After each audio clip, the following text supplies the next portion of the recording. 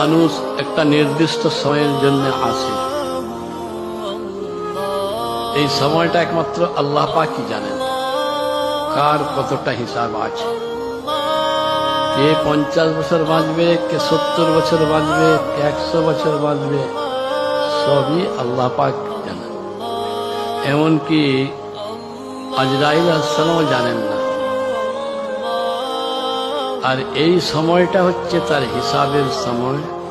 আল্লাহ রাব্বুল ইজ্জতের কাছে যখন পৌঁছাবে তখন তাকে দেখে তাকে দেখাতে হবে আইয়াকুম আহসানু আমালা, তোমাদের মধ্যে কে উত্তম আমল করেছে।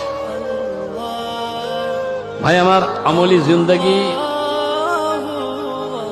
মধ্যে শুধু নামাজ পড়া, শুধু রোজা রাখা নয়। আমলি জিন্দেগির ভিতরে শুধু দান খায়রাত নয়, যে কোনো একটা ভালো কাজ সেটা আমলের ভিতরে। আল্লাহ পাক এক বিন্দু ভালো কাজকে বরবাদ করবেন না। কিন্তু যে শুরু হয়ে যাচ্ছে তার জীবন শেষ হওয়ার পরে পরে,